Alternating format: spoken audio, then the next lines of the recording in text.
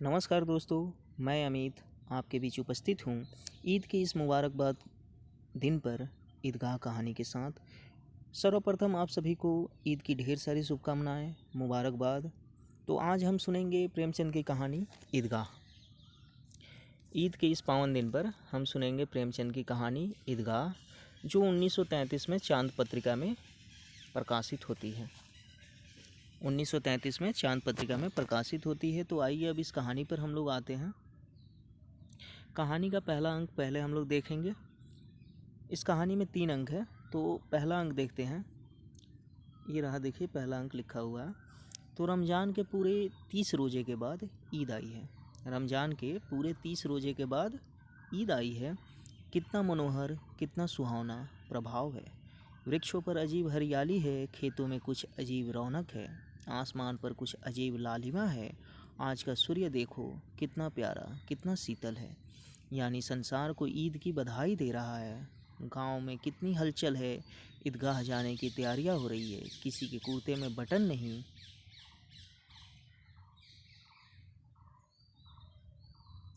पड़ोस के घर में सुई धागा लेने दौड़ा जा रहा है। किसी के जूते कड़े हो गए हैं, उनमें तेल डालने के लिए तेली के घर भागा जाता है। जल्दी जल्दी बैलों को सानी पानी दे दें, ईदगाह से लौटते लौटते दोपहर हो जाएगी। 3 कोस का पैदल रास्ता। तो पहली बात, 30 रोज़े के बाद ईद आई है और ईदगाह जाने का रास्ता कितना है, तो 3 कोस। फिर सैकड़ों आदमियों से मिलना, भेंटना, दोपहर के पहले लौटना असंभव है। लड़के सबसे ज़्यादा प्रसन्न हैं। किसी ने 1 रोज़ा रखा है, वह भी दोपहर तक, किसी ने वह भी नहीं। लेकिन ईदगाह जाने की खुशी उनके हिस्से की चीज़ है। रोज़े बड़े बूढ़ों के लिए होंगे, रोज़े बड़े बूढ़ों के लिए होंगे, इनके लिए तो ईद है। रोज़ ईद का नाम रटते थे, आज वह आ गई। अब जल्दी पड़ी है कि लोग ईदगाह क्यों नहीं चलते। इन्हें गृहस्थी की चिंताओं से क्या प्रयोजन। सेवैयों के लिए दूध और शक्कर घर में है या नहीं, इनकी बला से, ये तो सेवैया खाएंगे। वह क्या जाने कि अब्बाजान क्यों बदहवास चौधरी कयाम अली के घर दौड़े जा रहे हैं। उन्हें क्या खबर कि चौधरी आंखें बदल ले तो यह सारी ईद मुहर्रम हो जाए। सारी ईद क्या हो जाए, मुहर्रम हो जाए। मुहर्रम जो मुसलमानों में मनाया जाता है, ये एक मातम का पर्व रहता है। और ईद जो है खुशी के तौर पे मनती है। तो पर्व दोनों ही मनते हैं उनमें, पर मुहर्रम एक गम का त्यौहार है, इसीलिए यहाँ पर ये बात कही गई है कि ये सारी ईद मुहर्रम हो जाए। उनकी अपनी जेबों में तो कुबेर का धन भरा हुआ है। बार बार जेब से अपना खजाना निकाल कर गिनते हैं और खुश होकर फिर रख लेते हैं। कौन? बच्चे। मेले जाने के लिए इन्हें जो पैसे मिले हैं, उन्हें ये गिनते हैं और खुशी होकर के रखते हैं। देखिए अब आगे महमूद गिनता है, 1, 2, 10, 12। उसके पास 12 पैसे हैं। किसके पास? महमूद के पास। मोहसिन के पास 1, 2, 3, 8, 9, 15 पैसे हैं। इन्हीं अनगिनत पैसों में अनगिनत चीज़ें लाएंगे, खिलौने, मिठाइयाँ, बिगुल, गेंद और जाने क्या क्या। और सबसे ज़्यादा प्रसन्न है हामिद, इस कहानी का प्रमुख पात्र। सबसे ज़्यादा प्रसन्न है हामिद। वह 4-5 साल का गरीब सूरत दुबला पतला लड़का, जिसका बाप गत वर्ष हैजे की भेंट हो गया। हैजे की भेंट हो गया मतलब इनके हामिद के जो पिता हैं हैजे से मर गए रहते हैं।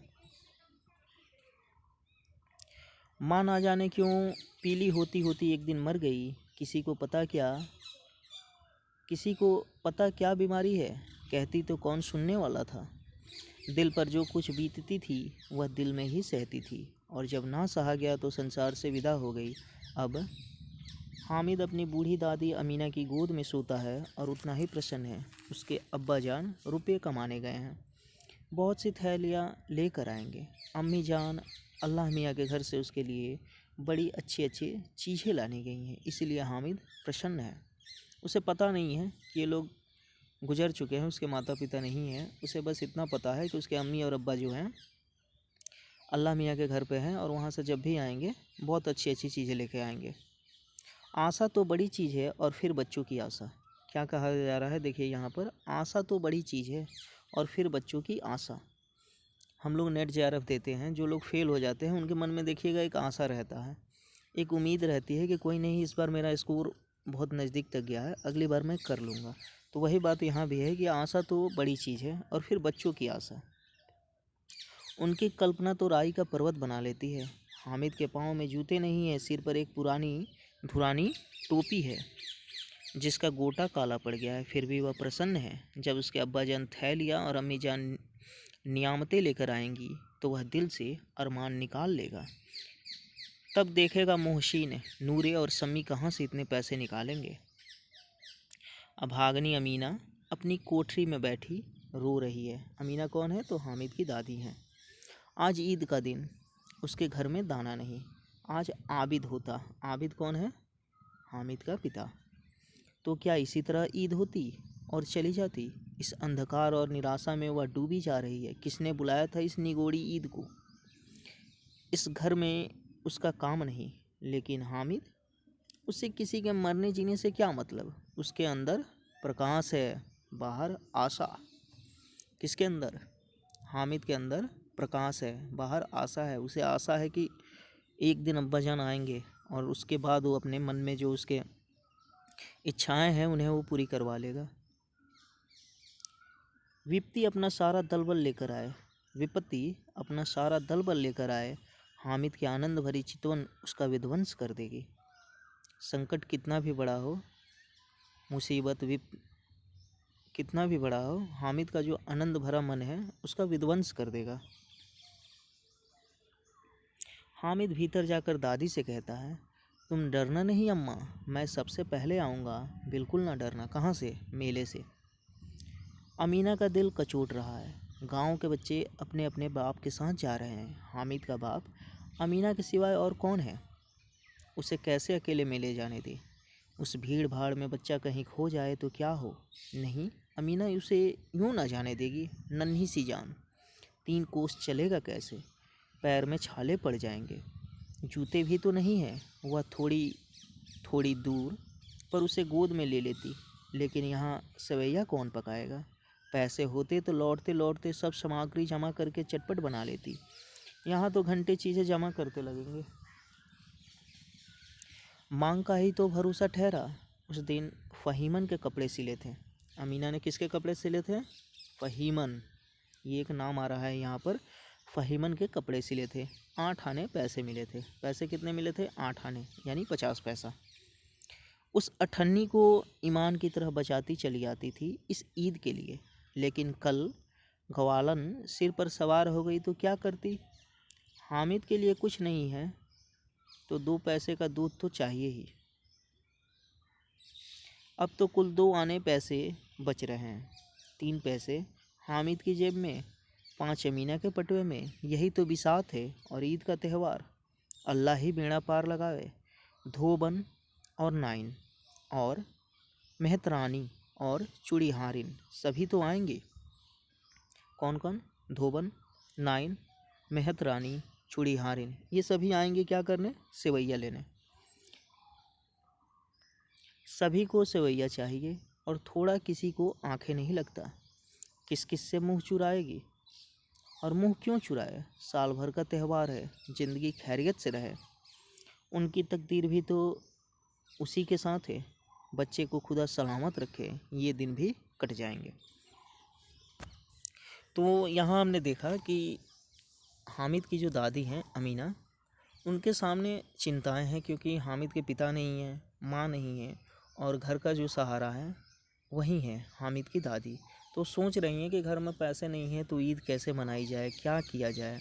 50 पैसे उन्हें फ़हीमन के कपड़े सिल को 8 आना उन्हें मिले भी थे, तो वो भी ग्वालन ने ले लिया था और उसमें से कुछ पैसे बचते हैं तो 3 पैसे वो हामिद को देती हैं, 5 पैसे उनके पास रहता है। उसी में उन्हें ईद की सारी तैयारी करनी है। तो अपने समस्याओं से जूझते हुए यहाँ पर दिखाया गया है उनको। गांव से मेला चला और बच्चों के साथ हामिद भी जा रहा था। कभी सबके सब दौड़कर आगे निकल जाते हैं, फिर किसी पेड़ के नीचे खड़े होकर साथ वालों का इंतज़ार करते हैं। यह लोग क्यों इतना धीरज चल रहे हैं? हामिद के पैरों में तो जैसे पर लग गए हैं। वह कभी थक सकता है? शहर का दामन आ गया। सड़क के दोनों ओर अमीरों के बगीचे हैं। पक्की चारदीवारी बनी हुई है। पेड़ों में आम और लीचियाँ लगी हुई हैं। कभी कभी कोई लड़का कंकड़ी उठाकर आम पर निशाना लगाता है। माली अंदर से गाली देता हुआ निकलता है। लड़के वहाँ से एक फरलांग पर हैं, खूब हंस रहे हैं। माली को कैसा उल्लू बनाया है।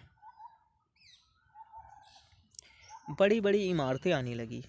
यह अदालत है, यह कॉलेज है, यह क्लब घर है। इतने बड़े कॉलेज में कितने लड़के पढ़ते होंगे। सब लड़के नहीं हैं जी, बड़े बड़े आदमी हैं सच। उनकी बड़ी बड़ी मूछें हैं।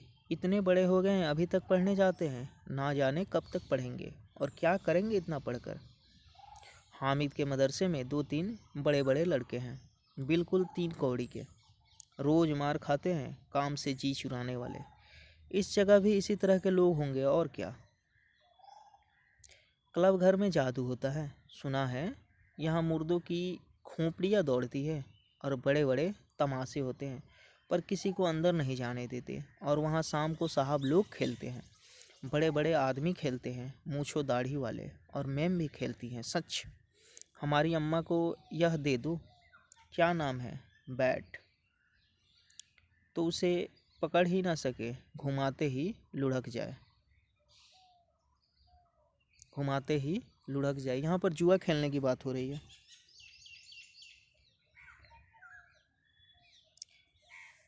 महमूद ने कहा, हमारी अम्मी जान का तो हाथ कांपने लगे, अल्लाह कसम। मोहसिन बोला, चलो मनु, आटा पीस डालती है। जरा सा बेंट पकड़ लेगी तो हाथ कांपने लगेंगे। सैकड़ों घड़े पानी रोज निकालती है। 5 घड़े तो तेरी भैंस पी जाती है। किसी मेम को एक घड़ा पानी भरना पड़े तो आंखों तले अंधेरा आ जाए। महमूद, लेकिन दौड़ती तो नहीं, उछल कूद तो नहीं सकती। मोहसिन, हाँ, उछल कूद तो नहीं सकती, लेकिन उस दिन मेरी गाय खुल गई थी और चौधरी के खेत में जा पड़ी थी। अम्मा इतना तेज दौड़ी कि मैं उन्हें ना पा सका सच। आगे चले। हलवाइयों की दुकानें शुरू हुई। आज खूब सजी हुई थी। कितनी मिठाइयाँ, इतनी मिठाइयाँ कौन खाता है। देखो ना, एक एक दुकान पर मानो मनो होगा। सुना है रात को जिनात आकर खरीद ले जाते हैं। अब्बा कहते थे कि आधी रात को एक आदमी हर दुकान पर जाता है और जितना माल बचा होता है वह तुलवा लेता है और सचमुच के रुपये देता है, बिल्कुल ऐसे ही रुपये। हामिद को यकीन ना आया। ऐसे रुपये जिनात को कहाँ से मिल पाएंगे। जिनात यानी जिन्न। मोहसिन ने कहा, जिनात को रुपये की क्या कमी, जिस खजाने में चाहे चले जाए। लोहे के दरवाजे तक उन्हें नहीं रोक सकते जनाब। आप हैं किस फेरे में। क्या कह रहा है, लोहे के दरवाजे तक उन्हें नहीं रोक सकते। किन्हें, जिनको, जिनात को। आप किस फेरे में है जनाब। हीरे जवाहरात तक उनके पास रहते हैं। जिससे खुश हो जाएं उसे टोकरे जवाहरात दे दें। अभी यहीं बैठे हैं, 5 मिनट में कलकत्ता पहुंच जाएं। हामिद ने फिर पूछा, जिनात बहुत बड़े बड़े होते हैं। मोहसिन, एक एक सिर आसमान के बराबर होता है जी। ज़मीन पर खड़ा हो जाए तो उसका सिर आसमान से जा लगे, मगर चाहे तो एक लोटे में घुस जाए। हामिद फिर पूछता है, लोग उन्हें कैसे खुश करते होंगे। कोई मुझे यह मंत्र बता दो तो एक जिन को खुश कर लो। मोहसिन कहता है, अब यह तो मैं नहीं जानता, लेकिन चौधरी साहब के काबू में बहुत से जिनात हैं। कोई चीज़ चोरी जाए, चौधरी साहब उसका पता लगा लेंगे और चोर का नाम बता देंगे। जुमराती का बछवा उस दिन खो गया था। एक और पात्रा का नाम आ रहा है, जुमराती, जो इनके गांव में रहती है। उसका बछवा, गाय का बछड़ा, उस दिन खो गया था। 3 दिन हैरान हुए, कहीं ना मिला। तब झक मारकर चौधरी के पास गए। चौधरी ने तुरंत बता दिया, मवेशी खाने में है और वहीं मिला। जिनात आकर उन्हें सारे जहान की खबर दे जाते हैं। चौधरी, जो इनके गांव का बड़ा आदमी है, अब उसकी समझ में आ गया कि चौधरी के पास क्यों इतना धन है और क्यों इतना सम्मान है। किसे समझ में आ गया, हामिद को। आगे चले, यह पुलिस लाइन है। यहाँ सब आगे चले, यह पुलिस लाइन है, यहीं सब कानिस्टेबल कायावाद करते हैं। रेटन फाइफो रात को बेचारे घूम घूम कर पहरा देते हैं, नहीं चोरियां हो जाए। मोहसिन ने प्रतिवाद किया, यह कानिस्टेबल पहरा देते हैं, तभी तुम बहुत जानते हो अजी हजरत, यह चोरी करते हैं। शहर के जितने चोर डाकू हैं सब इनसे मिले रहते हैं। रात को ये लोग चोरों से तो कहते हैं चोरी करो, और आप दूसरे मोहल्ले में जाकर जागते रहो पुकारते हैं। तभी इन लोगों के पास इतने रुपए आते हैं। ये बात कौन कह रहा है? मोहसिन ये बात कह रहा है कि ये लोग जागते रहो पुकारते हैं और चोरों से मिले रहते हैं। आगे वो बताता है, एक उदाहरण भी देता है कि जो मेरे मामू हैं एक थाने में कानिस्टेबल हैं, 20 रुपया महीना पाते हैं। कितना महीना है उसके मामू का? 20 रुपया। लेकिन घर कितना भेजते हैं? 50 रुपया। अल्लाह कसम, मैंने एक बार पूछा था कि मामू आप इतने रुपये कहाँ से पाते हैं? हंसकर कहने लगे, बेटा अल्लाह देता है, फिर आप ही बोले हम लोग चाहे तो एक दिन में लाखों मार लाएं, हम तो इतना ही लेते हैं जिसमें अपनी बदनामी ना हो और नौकरी ना चली जाए। ये बात उसके मामा उससे कहते हैं। किसके मामा? मोहसिन के। हामिद ने पूछा, यह लोग चोरी करवाते हैं तो कोई इन्हें पकड़ता नहीं? मोहसिन उसकी नादानी पर दया दिखाकर बोला, अरे पागल, इन्हें कौन पकड़ेगा? पकड़ने वाले तो ये लोग खुद हैं, लेकिन अल्लाह इन्हें सज़ा भी खूब देता है। हामिद अपने बाल मन से कहता है कि जब ये लोग चोरी करवाते हैं तो इन्हें कोई क्यों नहीं पकड़ता है? तो अब आप ही बताइए, जब पुलिस ही चोर हो जाए, यहाँ पुलिस व्यवस्था जो है भारत की, उसका चित्रण हो रहा है। जब पुलिस ही चोर हो जाए तो पुलिस को कौन पकड़ सकता है? जब प्रशासक वर्ग ही चोर हो जाए तो उसे कौन पकड़ सकता है? तो मोहसिन उस पर उसकी नादानी पर दया दिखा करके ये बात कहता भी है कि उन्हें कौन पकड़ सकता है। साथ ही ये भी कहता है कि अल्लाह इन्हें सज़ा भी खूब देता है। हराम का माल हराम में जाता है। किसकी बात है? मोहसिन की। हराम का माल हराम में जाता है, यानी गलत तरीके से आया हुआ धन वैसे ही गलत चीज़ों में चला जाता है। थोड़े ही दिन हुए, मामू के घर में आग लग गई। सारी लेई पूंजी जल गई, एक बर्तन तक ना बचा। कई दिन पेड़ के नीचे सोए, अल्लाह कसम पेड़ के नीचे। फिर ना जाने कहाँ से 100 कर्ज लाएं तो बर्तन भांडे आए। क्या बता रहा है? कि हराम का माल हराम में जाता है। मामू के साथ एक दिन ऐसा हुआ कि उनका घर जल गया, कुछ भी नहीं बचा, सिर्फ उनके शरीर को छोड़ के। घर में जो जितनी चीज़ें थीं, आज तक जितना भी उन्होंने उस कमाई से इकट्ठा किया था, सारी चीज़ जल गई। ईमान की चीज़ कुछ थी ही नहीं। तो 100 रुपये कर्ज लेकर के फिर वो चीज़ें वो खरीदते हैं। ये बात मोहसिन यहाँ पर बता रहा है। हामिद आगे फिर प्रश्न करता है, 100 तो 50 से ज़्यादा होते हैं। कहाँ 50, कहाँ 100? 50 एक थैली भर होता है, 100 तो दो थैलियों में भी ना आए। अब बस्ती घनी होने लगी, ईदगाह जाने वालों की टोलियाँ नजर आने लगी। एक से एक भड़कीले वस्त्र पहने हुए, कोई इक्के तांगे पर सवार, कोई मोटर पर। सभी इत्र में बसे, सभी के दिलों में उमंग। ग्रामीणों का यह छोटा सा दल अपनी विपन्नता से बेखबर संतोष और धैर्य में मग्न चला जा रहा था। बच्चों के लिए नगर की सभी चीज़ें अनोखी थी। जिस चीज़ की ओर ताकते ही रह जाते और पीछे से बार बार हॉर्न की आवाज़ आने पर भी ना चेतते। हामिद तो मोटर के नीचे जाते जाते बचा। मोटर यानी चरपहिया वाहन के नीचे जाते जाते बचा। ये अपने मेले के धुन में इतने मस्त थे कि इन्हें और कुछ सुना ही नहीं दे रहा था। सहसा ईदगाह नजर आई, ऊपर इमली के घने वृक्षों की छाया। ईदगाह पर किस वृक्ष की छाया है? तो इमली के घने वृक्षों की छाया है। नीचे पक्का फर्श है जिस पर जाजम बिछा हुआ। क्या बिछा हुआ है? जाजम। और रोजेदारों की पंक्तियाँ एक के पीछे एक ना जाने कहाँ तक चली गई हैं, पक्की जगत के नीचे तक, जहाँ जाजम भी नहीं है। नए आने वाले आकर पीछे की कतार में खड़े हो जाते हैं। आगे जगह नहीं है। यहाँ कोई धन और पद नहीं देखता। इस्लाम की निगाह में सब बराबर है। इन ग्रामीणों ने भी वजू किया और पिछली पंक्ति में खड़े हो गए। कितना सुंदर संचालन है, कितनी सुंदर व्यवस्था है।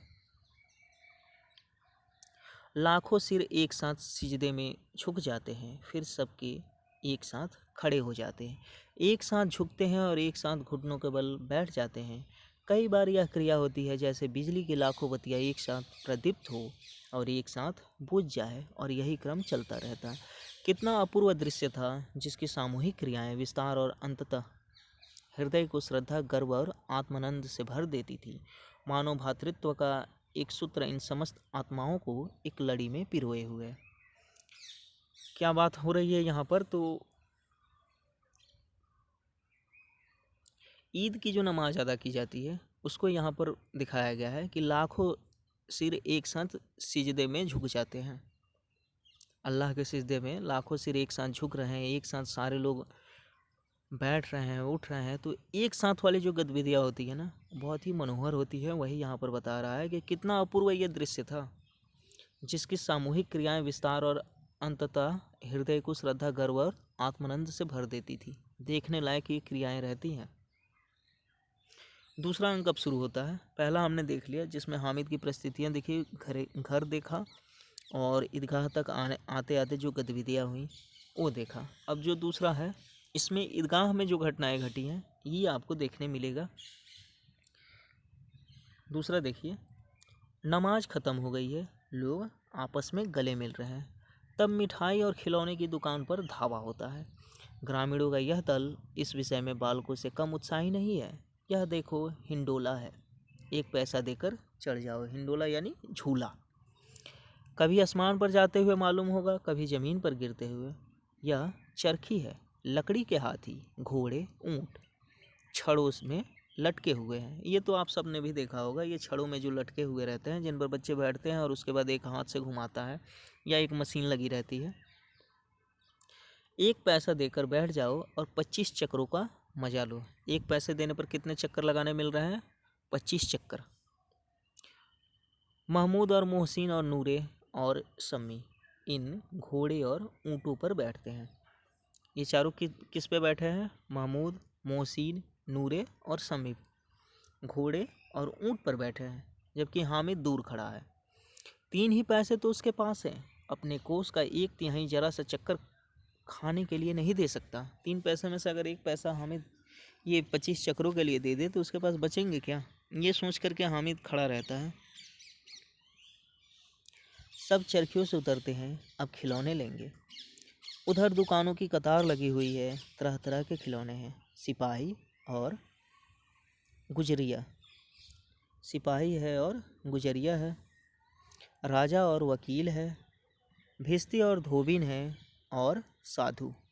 वाह, कितने सुंदर खिलौने हैं। खिलौने में क्या क्या मौजूद है तो याद रखिएगा, सिपाही है, गुजरिया है, राजा है, वकील है, भिस्ती है, धोबिन है, साधु है। वाह, कितने सुंदर खिलौने हैं। अब बोला ही चाहते हैं। महमूद सिपाही लेता है, खाकी वर्दी और लाल पगड़ी वाला। महमूद क्या ले रहा है? सिपाही। सिपाही का पोशाक कैसा है? तो खाकी वर्दी है और लाल पगड़ी वाला, कंधे पर बंदूक रखे हुए मालूम होता है।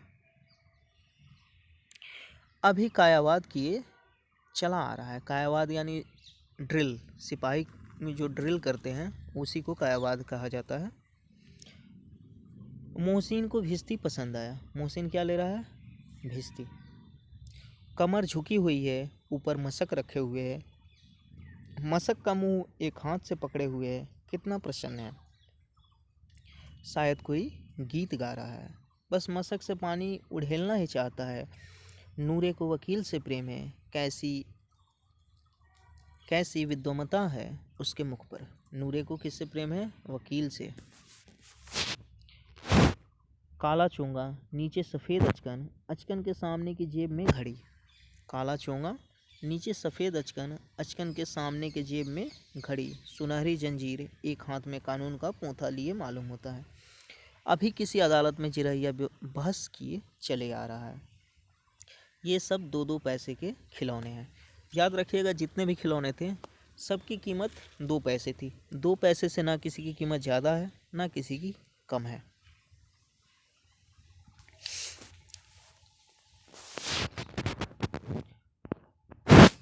हामिद के पास कुल 3 पैसे हैं। इतने महंगे खिलौने वह कैसे ले? खिलौना कहीं हाथ से छूट पड़े तो चूर चूर हो जाए, ज़रा पानी पड़े तो सारा रंग घुल जाए।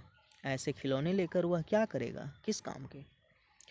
मोहसिन कहता है मेरा भिश्ती रोज़ पानी दे जाएगा सांझ सवेरे। महमूद और मेरा सिपाही घर का पहरा देगा, कोई चोर आएगा तो फौरन बंदूक से फायर कर देगा। नूरे कहता है और मेरा वकील खूब मुकदमा लड़ेगा। सम्मी और मेरी धोबिन रोज़ कपड़े धोएगी।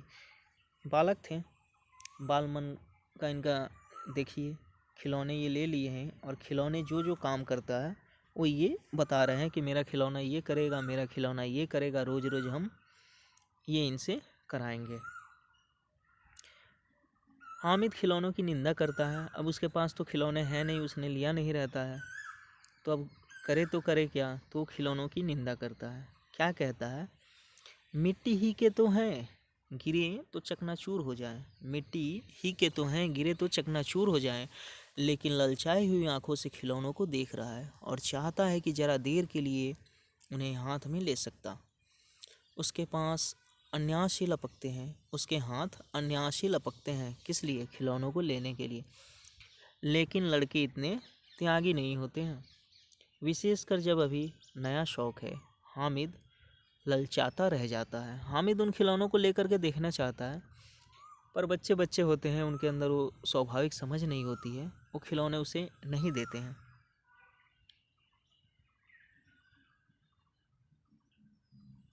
खिलौने के बाद मिठाइयाँ आती हैं। किसी ने रेवड़ियाँ ली, किसी ने गुलाब जामुन, किसी ने सोहन हलवा मज़े से खा रखे हैं। हामिद बिरादरी से पृथक है, यानी बिरादरी से, बच्चों की वो जो बिरादरी थी जिन्होंने खिलौने लिए और हामिद ने नहीं लिया, तो ये अलग हो गया है उनसे। अब भागे के पास 3 पैसे हैं, क्यों नहीं कुछ लेकर खाता। ललचाई आंखों से सबकी ओर देखता है। मोहसिन कहता है हामिद रेवड़ी ले जा, कितनी खुशबूदार है। अब हामिद ने कुछ खरीदा नहीं है, ये लोग खरीदे हैं तो उसे ललचा रहे हैं। हामिद को संदेह हुआ ये केवल क्रूर विनोद है, मोहसिन इतना उदार नहीं है। लेकिन यह जानकर भी वह उसके पास जाता है। मोहसिन दोने से एक रेवड़ी निकालकर हामिद की ओर बढ़ाता है। हामिद हाथ फैलाता है, मोहसिन रेवड़ी अपने मुंह में रख लेता है। महमूद, नूरे और शम्मी खूब तालियां बजा बजा कर हंसते हैं। हामिद खिसिया जाता है, यानी गुस्सा आ जाता है हामिद को, क्योंकि उसके साथ मजाक किया जा रहा है। मोहसिन फिर कहता है अच्छा आपकी ज़रूर देंगे हामिद, अल्लाह कसम ले जाओ। हामिद कहता है रखे रहो, क्या मेरे पास पैसे नहीं हैं। सम्मी कहता है 3 ही पैसे तो हैं, 3 पैसे में क्या क्या लोगे। महमूद कहता है हमसे गुलाब जामुन ले जाओ हामिद, मोहसिन बदमाश है। मोहसिन जब कुछ नहीं देता है तो महमूद देखिए क्या कह रहा है कि मोहसिन जो है ना बदमाश है, तुम मेरे पास आओ और हम तुमको गुलाब जामुन देंगे। हामिद कहता है मिठाई कौन बड़ी नेमत है, किताब में इसकी कितनी बुराइयां लिखी हैं। मोहसिन फिर प्रतिवाद करता है और कहता है लेकिन दिल से कह रहे होगे कि मिले तो खा लें, अपने पैसे क्यों नहीं निकालते। मोहसिन इससे पूछ भी रहा है कि हम लोग खा रहे हैं तो तुम्हारे पास भी तो पैसे हैं, उन्हें क्यों नहीं निकाल रहे हो, क्यों नहीं कुछ खरीद के खा रहे हो। महमूद कहता है हम समझते हैं इसकी चालाकी, जब हमारे सारे पैसे खर्च हो जाएंगे तो हमें ललचा ललचा कर खाएगा, इसीलिए इसने क्या है पैसे बचा रखे हैं। मिठाइयों के बाद कुछ दुकानें लोहे की चीज़ों की, कुछ गिलट और कुछ नकली गहनों की। लड़कों के लिए यहाँ कोई आकर्षण ना था, वे सब आगे बढ़ जाते हैं। हामिद लोहे की दुकान पर रुक जाता है, कई चिमटे रखे हुए थे। उसे ख्याल आया दादी के पास चिमटा नहीं है। हामिद कहाँ रुका है, लोहे की दुकान पर, और देखा क्या है चिमटा। और अचानक से उसे याद आता है कि दादी के पास चिमटा नहीं है। तवे से रोटियां उतारती हैं तो हाथ जल जाता है, अगर वह चिमटा ले जाकर दादी को दे दी तो वह कितना प्रसन्न होंगी, फिर उनकी उंगलियां कभी ना जलेंगी, घर में एक काम की चीज़ हो जाएगी। खिलौने से क्या फ़ायदा, व्यर्थ में पैसा खराब होता है। बड़ों की तरह यहाँ पर देखिए हामिद सोच रहा है, जरा देर ही तो खुशी होती है, फिर तो खिलौने को कोई आंख उठाकर नहीं देखता। यह तो घर पहुँचते पहुँचते टूट फूट बराबर हो जाएंगे। या छोटे बच्चे जो मेले में नहीं आए हैं जिद करके ले लेंगे और तोड़ डालेंगे। चिमटा कितने काम की चीज़ है। रोटियाँ तवे से उतार लो, चूल्हे में सेंक लो, कोई आग मांगने आए तो चटपट चूल्हे से आग निकाल कर उसे दे दो। अम्मा बेचारी को कहाँ फुर्सत है कि बाजार आए और इतने पैसे ही कहाँ मिलते हैं, रोज हाथ चला लेती है। हामिद के साथ ही आगे बढ़ गए हैं। सबील पर सब के सब शरबत पी रहे हैं। देखो सब कितने लालची हैं। इतनी मिठाइयाँ ली, मुझे किसी ने एक भी ना दी। इस पर कहते हैं मेरे साथ खेलो, मेरा यह काम करो।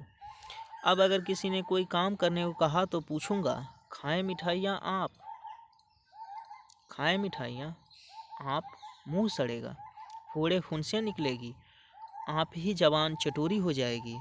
तब घर से पैसे चुराएंगे और मार खाएंगे।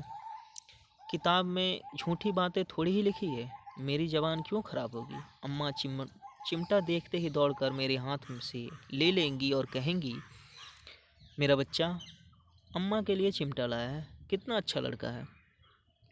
इन लोगों के खिलौने पर कौन इन्हें दुआएं देगा। बड़ों की दुआएं सीधे अल्लाह के दरबार में पहुंचती है। हामिद यहाँ पर सोच रहा है और क्या कह रहा है कि बड़े जो दुआएं देते हैं सीधे अल्लाह के दरबार में पहुंचती है और तुरंत सुनी जाती है। मेरे पास पैसे नहीं है, तभी तो मोहसिन और महमूद जो मिजाज दिखाते हैं, मैं भी उनसे मिजाज दिखाऊंगा।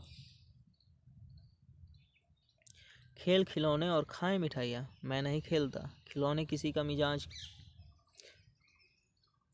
मिजाज क्यों सहूँ। मैं गरीब सही, किसी से कुछ मांगने तो नहीं जाता। आखिर अब्बा जान कभी ना कभी आएंगे, अम्मा भी आएंगी ही, फिर इन लोगों से पूछूंगा कितने खिलौने लोगे। एक एक को टोकरी खिलौने दूंगा और दिखा दूं कि दोस्तों के साथ इस तरह का सलूक किया जाता है। यह नहीं कि एक पैसे की रेवड़ी ली तो चिढ़ा चिढ़ा कर खाने लगे। सब के सब खूब हंसेंगे कि हामिद ने चिमटा लिया। हंसे मेरी बला से। उसने दुकानदार से पूछा, यह चिमटा कितने का है। दुकानदार ने उसकी ओर देखा और कोई आदमी साथ न देकर, तुम्हारे काम का नहीं है।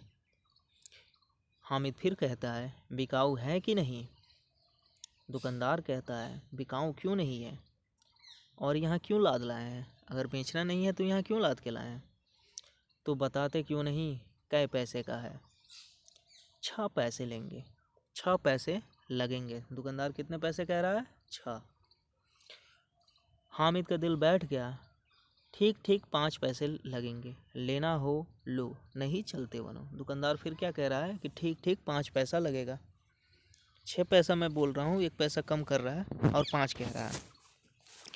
हामिद ने कलेजा मजबूत करके कहा, 3 पैसे लोगे। क्या कहता है, 3 पैसे लोगे। जमा पूंजी इसके पास जितनी है पूरी जमा पूंजी बता देता है कि भाई 3 पैसे ही हैं, 3 पैसे लोगे तो बोलो। यह कहता हुआ वह आगे बढ़ गया कि दुकानदार की घुड़कियाँ ना सुने।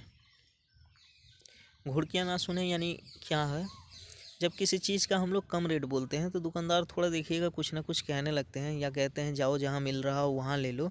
तो ऐसी बातें ना सुनना पड़े, इसलिए हामिद वहाँ से निकलता है, लेकिन दुकानदार उसको बुला करके वो चीज़ चिमटा उसे दे देता है। हामिद ने उसे इस तरह कंधे पर रखा मानो बंदूक है और शान से अकड़ता हुआ संगियों के पास आया। जरा सुने सबके सब क्या क्या आलोचनाएं करते हैं। हामिद को तो पहले ही से ही पता था कि मैं चिमटा लूँगा तो ये सब कुछ ना कुछ कहेंगे ही, पर हामिद ने देखा हमने ऊपर, अपने मन में दृढ़ विश्वास कर लेता है कि कहें, जिन्हें जो कहना है कहें, मेरी बला से मुझे उन सब से क्या है, मैं तो खरीदूँगा चिमटा। ये कैसे दोस्त हैं जिन्होंने रेवड़ियाँ तक मुझे नहीं दी, तो मुझे उनसे क्या। एक बार मेरे अम्मी अब्बा आ जाएं तो मैं इन्हें टोकरी भर के खिलौने दे दूँगा। तो अब आलोचनाएं देखते हैं कौन क्या कह रहा है। मोहसिन ने हंसकर कहा, यह चिमटा क्यों लाया पगले, इसे क्या करेगा। हामिद ने चिमटे को ज़मीन पर पटक कर कहा, जरा अपना भिश्ती ज़मीन पर गिरा दो, सारी पसलियाँ चूर चूर हो जाए बच्चों की। महमूद बोला, तो यह चिमटा कोई खिलौना है। हामिद, खिलौना क्यों नहीं है, कभी कंधे पर रखा बंदूक हो गई, हाथ में ले लिया फ़कीरों का चिमटा हो गया। चाहूँ तो इसे मजीरे का काम ले सकता हूँ। एक चिमटा जमा दूँ तो तुम लोगों के सारे खिलौने की जान निकल जाए। तुम्हारे खिलौने कितना ही जोर लगाएं, मेरे चिमटे का बाल भी बांका नहीं कर सकते। मेरा बहादुर शेर है चिमटा। सम्मी ने खंजरी ली थी, प्रभावित होकर बोला, मेरी खंजरी से बदलोगे? 2 आने की है। हामिद ने खंजरी की ओर उपेक्षा से देखा। मेरा चिमटा चाहे तो तुम्हारी खंजरी का पेट फाड़ डाले, बस एक चमड़े की झिल्ली लगा दी। ढब ढब बोलने लगी, जरा सा पानी लग जाए तो ख़त्म हो जाए। मेरा बहादुर चिमटा आग में, पानी में, आंधी में, तूफान में बराबर डटा खड़ा रहेगा।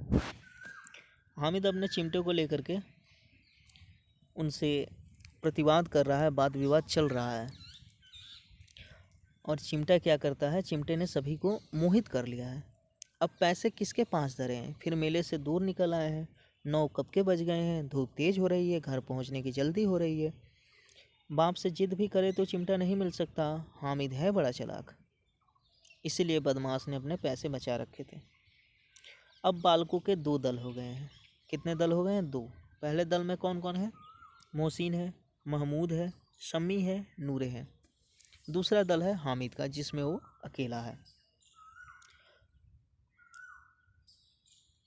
शास्त्रार्थ हो रहा है। शम्मी तो विधर्मी हो गया। विधर्मी हो गया मतलब गुट बदल लिया उसने, दूसरे पक्ष से जा मिला। लेकिन मोहसिन, महमूद और नूरे भी हामिद से 1-1, 2-2 साल बड़े होने पर भी हामिद के आघातों से आतंकित हो उठे हैं। उसके पास न्याय का बल है और नीति की शक्ति। किसके पास? हामिद के पास न्याय का बल है और नीति की शक्ति। एक और मिट्टी है, दूसरे और लोहा। जो इस वक्त अपने को फौलाद कह रहा है, वह अजय है, घातक है। अगर कोई शेर आ जाए तो मियाँ भिश्ती के छक्के छूट जाएं, मियाँ सिपाही मिट्टी की बंदूक छोड़कर भागें। वकील साहब की नानी मर जाए, चोंगे में मुंह छिपाकर ज़मीन पर लेट जाएं। मगर यह चिमटा, या बहादुर, या रुस्तम हिंद लपक कर शेर की गर्दन पर सवार हो जाएगा और उसकी आंखें निकाल लेगा। चिमटे को देखिए क्या कहा गया है, बहादुर, रुस्तम हिंद। ये चिमटे को कहा जा रहा है। हामिद अपने चिमटे को रुस्तम हिंद कह रहा है। मोहसिन ने एड़ी चोटी का जोर लगा कर कहा, अच्छा पानी तो नहीं भर सकता? हामिद ने चिमटे को सीधा खड़ा करके कहा, भिश्ती को एक डांट बताएगा तो दौड़ा हुआ पानी लाकर इसके द्वाडर पर छिड़कने लगेगा। मोहसिन परास्त हो गया, पर महमूद ने कुमुक पहुंचाई, अगर बच्चा पकड़ जाए तो अदालत में बंधे बंधे फिरेंगे, तब तो वकील साहब के पैर पड़ेंगे। हामिद इस प्रबल तर्क का जवाब ना दे सका। उसने पूछा, हमें पकड़ने कौन आएगा? नूरे ने अकड़ कर कहा, यह सिपाही बंदूक वाला। हामिद ने मुंह चिढ़ाकर कहा, यह बेचारे हम बहादुर रुस्तम हिंद को पकड़ेंगे? अच्छा लाओ, अभी जरा कुश्ती हो जाए, इसकी सूरत देखकर दूर से भागेंगे। पकड़ेंगे क्या बेचारे? मोहसिन को एक नई चोट सूझ गई। तुम्हारे चिमटे का मुंह रोज आग में चलेगा। उसने समझा था कि हामिद लाजवाब हो जाएगा, यानी मोहसिन को लगा था कि अगर मैं कहूँ कि चिमटा रोज़ जलेगा आग में तो हामिद के पास कोई जवाब नहीं रहेगा। पर हामिद के पास तुरंत जवाब आता है। क्या कह रहा है? आग में बहादुर ही कूदते हैं जनाब, तुम्हारा ये वकील। आग में कौन कूदता है? बहादुर। और चिमटा क्या है? बहादुर है, रुस्तम हिंद है। तुम्हारा यह वकील, सिपाही और भिश्ती लौंडियों की तरह घर में घुस जाएंगे। आग में कूदना वह काम है जो यह रुस्तम हिंद ही कर सकता है। महमूद ने एक जोर लगाया, वकील साहब कुर्सी मेज पर बैठेंगे, तुम्हारा चिमटा तो बावर्ची खाने में ज़मीन पर पड़ा रहेगा। इस तर्क ने सम्मी और नूरे को भी सजीव कर दिया। कितने ठिकाने की बात कही है पट्टे ने। चिमटा बावर्ची खाने में पड़ा रहने के सिवाय और क्या कर सकता है? हामिद को कोई फड़कता हुआ जवाब ना सूझा तो उसने धांधली शुरू की। धांधली शुरू की मतलब अब कोई जवाब नहीं मिल रहा है तो कुछ तो कहना है। तो हामिद क्या कह रहा है देखिए, मेरा चिमटा बावर्ची खाने में नहीं रहेगा। वकील साहब कुर्सी पर बैठेंगे तो जाकर उन्हें ज़मीन पर पटक देगा और उनका कानून उनके पेट में डाल देगा। इतनी बड़ी बात वो कह जाता है। बात कुछ बनी नहीं, खांसी गाली गलौज थी, लेकिन कानून को पेट में डालने वाली बात छा गई। कानून को पेट में डालने वाली बात क्या हुई? छा गई। ऐसी छा गई कि तीनों सुरमा मुंह ताकते रह गए, मानो कोई धेलचा कनकौवा किसी गंडे वाले कनकौवे को काट गया हो। कानून मुंह से बाहर निकलने वाली चीज़ है, उसको पेट के अंदर डाल दिया जाना बेतुकी सी बात होने पर भी कुछ नयापन रखती है। हामिद ने मैदान मार लिया। उसका चिमटा रुस्तमे हिंद है। अब इसमें मोहसिन, महमूद, नूरे, सम्मी किसी को भी आपत्ति नहीं हो सकती। विजेता को हराने वाले से जो सत्कार मिलना स्वाभाविक है, वह हामिद को भी मिला। और उन्हें 3-3, 4-4 आने पैसे खर्च किए, पर कोई काम की चीज़ ना ले सके। हामिद ने 3 पैसे में रंग जमा लिया। सच ही तो है, खिलौने का क्या भरोसा, टूट फूट जाएंगे। हामिद का चिमटा तो बना रहेगा वर्षों। संधि की शर्तें तय होने लगी। मोहसिन ने कहा, जरा अपना चिमटा दो, हम भी देखें। तुम भी हमारा भिस्ती लेकर देखो। तो अब संधि की शर्त होती है। प्रतिवाद चलते चलते जब लोग हार जाते हैं तो समझौते पर आते हैं, और समझौते का नतीजा क्या रहता है कि हम सभी एक दूसरे को खिलौने को लेकर के देखें। महमूद और नूरे ने भी अपने खिलौने पेश किए। हामिद को इन शर्तों को मानने में कोई आपत्ति न थी। चिमटा बारी बारी से सबके हाथ में गया और उनके खिलौने बारी बारी से हामिद के हाथ में आए। कितने खूबसूरत खिलौने। हामिद ने हारने वालों के आंसू पोंछे। मैं तुम्हें चिढ़ा रहा था। सच या चिमटा भला इन खिलौनों की क्या बराबरी करेगा? मालूम होता है अब बोले। लेकिन मोहसिन की पार्टी को इस दिलासे संतोष नहीं होता। चिमटे का सिक्का खूब बैठ गया है। चिपका हुआ टिकट अब पानी से नहीं छूट रहा है। मोहसिन, लेकिन इन खिलौनों के लिए कोई हमें दुआ तो ना देगा? मोहसिन क्या कह रहा है कि इन खिलौनों के लिए हमें तो कोई दुआ नहीं देगा।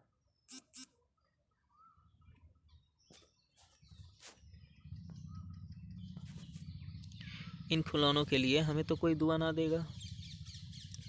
महमूद कहता है, दुआ के लिए फिरते हो, उल्टी मार ना पड़े। अम्मा ज़रूर कहेंगी कि मेले में यही मिट्टी के खिलौने मिले।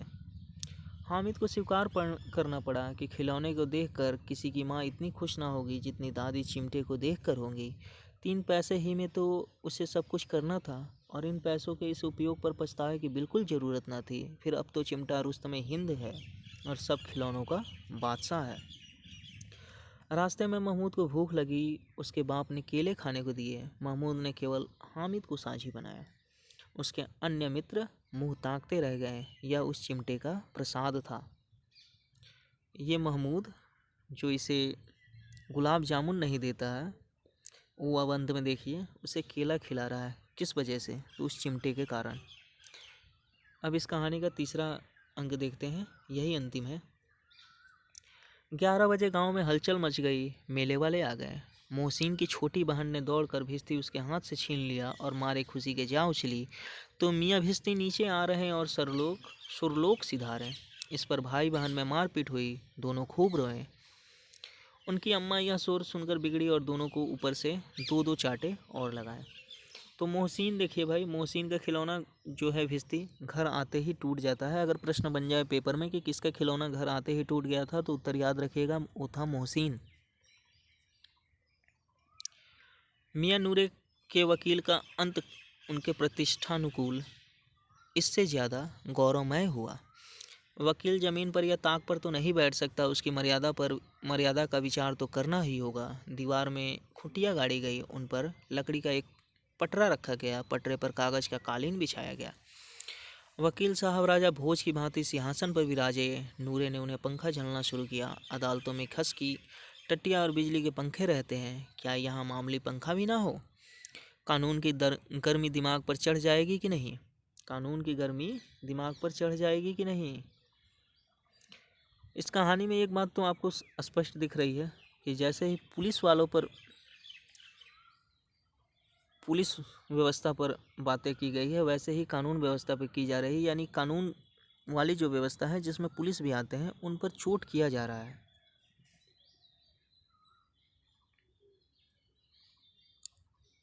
पंखे की हवा से या पंखे की चोट से वकील साहब स्वर्गलोक से मृत्युलोक में आ रहे हैं और उनका माटी का चूल्हा माटी में मिल गया। फिर बड़े जोर शोर से मातम हुआ और वकील साहब की अस्थि घूरे पर डाल दी गई। वकील भी शहीद हो गए भाई, ये भी चल बने। अब रहा महमूद का सिपाही, उसे चटपट गांव का पहरा देने का चार्ज मिल गया है। लेकिन पुलिस का सिपाही कोई साधारण व्यक्ति तो नहीं जो अपने पैरों चले।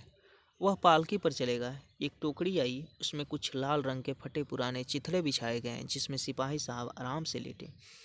नूरे ने यह टोकरी उठाई और अपने द्वार का चक्कर लगाने लगा। उनके दोनों छोटे भाई सिपाही की तरह छूने वाले जागते लहो जा पुकारते चलते हैं, मगर रात तो अंधेरी ही होनी चाहिए। महमूद को ठोकर लग जाती है, टोकरी उसके हाथ से छूटकर गिर पड़ती है और मियाँ सिपाही अपनी बंदूक लिए ज़मीन पर आ जाते हैं और उनकी एक टांग में विकार आ जाता है। एक टांग में विकार आ जाता है, दाग लग जाती है टूटने का। महमूद को आज ज्ञात हुआ कि वह अच्छा डॉक्टर है। उसको ऐसा मरहम मिल गया जिससे वह टूटी टांग को आनन फानन जोड़ सकता है। केवल गूलर का दूध चाहिए। गूलर का दूध आता है, टांग जवाब दे देती है। शल्य क्रिया असफल हुई, यानी चिकित्सा जो कर रहे थे महमूद उसका सिपाही का, वो असफल होती है। तब उसकी दूसरी टांग भी तोड़ दी जाती है। अब कम से कम एक जगह आराम से बैठ तो सकता है। एक टांग से तो ना चल सकता था ना बैठ सकता था। अब वह सिपाही सन्यासी हो गया है, अपनी जगह पर बैठा बैठा पहरा देता है। कभी देवता भी बन जाता है। उसके सिर का झालरदार साफा खुरच दिया गया है। अब उसका जितना रूपांतर चाहो कर सकते हैं। कभी कभी तो उससे बाट का काम भी लिया जाता है। अब मियाँ हामिद का हाल सुनिए। ऊपर उनके दोस्तों का हमने हाल सुन लिया। सबके खिलौने एक एक करके टूटते जा रहे हैं। अमीना उसकी आवाज़ सुनते ही दौड़ी और उसे गोद में उठाकर प्यार करने लगी। सहसा उसके हाथ में चिमटा देखकर वह चौंकी। कौन? अमीना चौंकती है। क्या पूछती है? यह चिमटा कहाँ था? हामिद कहता है, मैंने मोल लिया। वह पूछती है, कै पैसे में? 3 पैसे दिए। हामिद ने कितने पैसे दिए? 3 पैसे। अमीना ने छाती पीट ली। यह कैसा बेसमझ लड़का है कि दोपहर हुआ, कुछ खाया न पिया, लाया क्या चिमटा? सारे मेले में तुझे और कोई चीज़ न मिली जो यह लोहे का चिमटा उठा लाया? हामिद ने अपना अति भाव से कहा, तुम्हारी उंगलियां तवे से जल जाती थी, इसलिए मैंने इसने लिया। बुढ़िया का क्रोध तुरंत स्नेह में बदल गया, और स्नेह भी वह नहीं जो प्रगल्भ होता है और अपनी सारी कसक शब्दों में बिखेर देता है। यह मुख स्नेह था। यहाँ से इसको अंडरलाइन करिएगा, क्योंकि अगर ये पंक्ति आपसे पूछी जाए तो आप नहीं बता पाएंगे कि स्नेह भी वह नहीं जो प्रगल्भ होता है और अपनी सारी कसक शब्दों में बिखेर देता है। यह मुख स्नेह था, खूब ठोस, रस और स्वाद से भरा हुआ। बच्चे में कितना त्याग, कितना सद्भाव और कितना विवेक है। दूसरों को खिलौने लेते और मिठाई खाते देखकर उसका मन कितना ललचाया होगा। इतना जज्बात इससे हुआ कैसे? इतना जब्त इससे हुआ कैसे? वहाँ भी इसे अपनी बुढ़िया दादी की याद बनी रही। अमीना का मन गदगद हो गया। अमीना सोचती है कि बच्चे जब मिठाइयाँ खा रहे थे, बच्चे जब खिलौने ले रहे थे, तब इसने अपने मन पर काबू कैसे रखा, मन को जब्त कैसे रखा। वहाँ भी इसे अमीना की, यानी अपनी दादी की याद आती रही।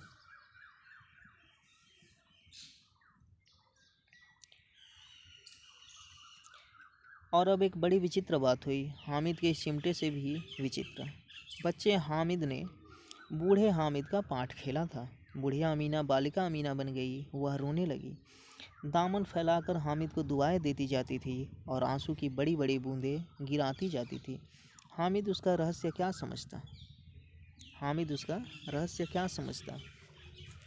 तो क्या कह रहे हैं कि छोटे हामिद ने बड़े हामिद, यानी बच्चा तो छोटा है पर बचपन में ही उसके मन में इस तरह की बातें बैठ गई हैं कि वो बड़ों वाले कार्य उसने कर दिया है। रोज़ देखता है कि दादी का हाथ चल रहा है, तो जैसे बड़े घर के लिए सामान लाते हैं ना, वैसे ही वो भी लाता है। तो उसी को वहाँ पर बूढ़े हामिद वाली बात कही गई है कि बूढ़ों को जैसे घर की चिंता, आरंभ में हमने कहानी के देखा ना कि जो घर के बड़े हैं उन्हें चिंता है कि आज क्या होगा, कैसे होगा, पर बच्चे जो हैं उन्हें बस मेला जाना है और घर आकर के सेवैया खा लेना है। तो इसीलिए यहाँ पर हामिद को बूढ़ा हामिद कहा गया है, क्योंकि उसे भी घर की चिंता है तो महज 4 से 5 साल का बालक, पर उसने अपनी दादी की परेशानियों को समझा है। इस कहानी में अगर महत्वपूर्ण कुछ बात की जाए तो बाल मनोविज्ञान तो आपने देखा ही है, साथ ही भ्रष्ट पुलिस व्यवस्था जो है, न्याय व्यवस्था जो है, उनमें जो भ्रष्टाचार है उसका भी यहाँ चित्रण किया गया है मामू के माध्यम से, कि मामू कैसे 20 रुपये की सैलरी में 50 रुपया भेजते हैं। पैसे मैंने बता ही दिए हैं कि किसके पास कितने पैसे थे। एक बार और बता देता हूँ कि हामिद के पास 3 पैसे थे, महमूद के पास 12 पैसे, मोहसिन के पास 15 पैसे। हामिद चिमटा खरीदता है, महमूद सिपाही खरीदता है, मोहसिन भिश्ती खरीदता है, नूरे वकील खरीदता है और सम्मी जो है धोबिन खरीदता है। ये इनके खिलौने थे। तो आज के लिए कहानी समाप्त हुई। अगली कहानी जब भी बनेगी मैं अपलोड करूँगा, आप लोग सुनते रहिए। साथ ही आप सभी को ईद की ढेर सारी शुभकामनाएं, अनेकों बधाइयाँ।